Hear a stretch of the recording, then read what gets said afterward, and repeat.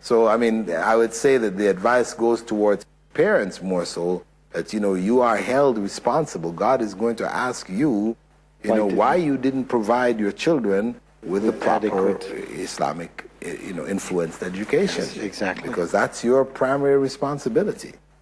Following on from that one, part of the same question is really saying, one of the things that puts the brothers off is to say, when a sister will, at the start, say, I'm never going to accept polygamy, for example.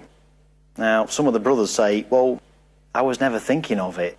But when the lady says it's not an option for you, they kind of get cold feet. This is another aspect that's become very common in the UK, this mindset of non-accepting of it, even though it's part of religion and it's not a theoretical part. Well, I think that the challenge, I mean, it's not surprising that people would feel that way, the whole idea of polygamy is, totally rejected in the West. It's a crime.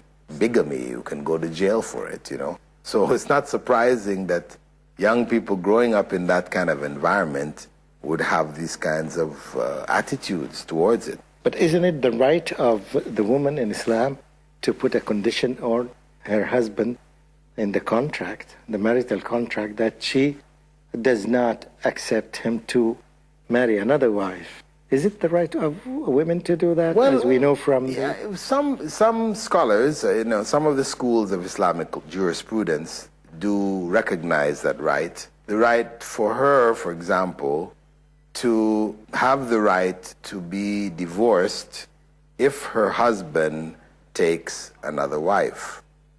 That's one thing. The idea to say that the husband cannot take another wife, you see, again, that would be making impermissible what Allah had made permissible. So this is why there's a distinction between the two. The condition that can be added, that she has the option, that if I want to step out, if you take another wife, I have the right to divorce, then that's something which is more acceptable from a legal perspective. Okay. It's probably better discussed before marriage rather than after. So at least everything's, the intentions are clear. But of course these things change. A man may come into the marriage and say, well, I'm fine with it. I had no plans, as you said, I have no desire. One wife is enough for me. And then after years of marriage, for one reason or another, maybe his wife doesn't have any children. She can't have children. And he feels, well, I want to have kids. Uqdat al-nikah is known as that it's in the hand of the husband. However, does the woman have the right to be divorced, to ask for her divorce, or Islam deprives her from this right?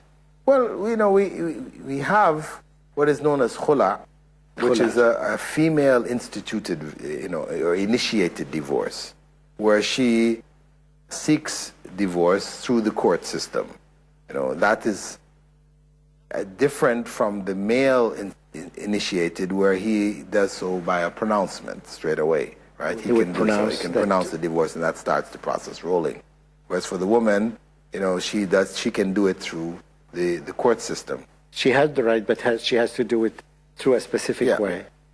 Is there any wisdom or rationale behind this? Well, the explanation which is usually given is that the emotional nature of the woman being such that if she gets upset, these things can easily come out, and she'll be pronouncing divorce left and right. Whereas a man tends to be more calculating, he's not as emotional. So he will think about the consequences of it. Not to say that people don't, men are not also emotional and they may do it, incorrectly. That exists, but we're just talking about a relative state. The woman tends to be much more sensitive, to react to things more quickly. Also, she has, prior to her period, she becomes cranky and these kind of things, and may, respond to things that she shouldn't really be responding to. So to avoid putting it in her hand where it may be used too often, or used, could say almost irrationally, they put it in the hands of the man, for actual pronouncement. Whereas they have not deprived her of the right, because they say, yes, you can, but it's done through the court system to make sure that you have to think it up. Because before you go to a judge and you seek and you ask, you have to have thought it out. It's not an easy, straightforward process like just a pronouncement. Though a number of scholars do give the woman the right at the time of marriage to put that in her contract, that she will have the right to pronounce divorce as the man. And if he agrees to it, then she has the right. Because actually it happened in the time of the Prophet ﷺ, not that it was put in the contract before, but that a man came to him and said, my wife asked me for the right to divorce, and I gave it to her, and she divorced me. He said, but you gave her the right. You gave her the right. So he confirmed that it is permissible that a woman could pronounce divorce under those circumstances where she's been given that right. You have to keep your word. Yeah, taking word. There's an issue here. A lot of parents who are affected by their culture back home, they don't want to let their kids, whether they are male or female, to marry at early age. Some of them prefer the age to be 36. Some of them delay it until 39. They said that you have to be well established in life, having a house and a car, and doing all this before they support them to marry. And I think this is becoming a real problem, a real threat for those people who can live until 39 years old. I don't know how can they control themselves in a healthy Islamic way. What advice would you give the parents?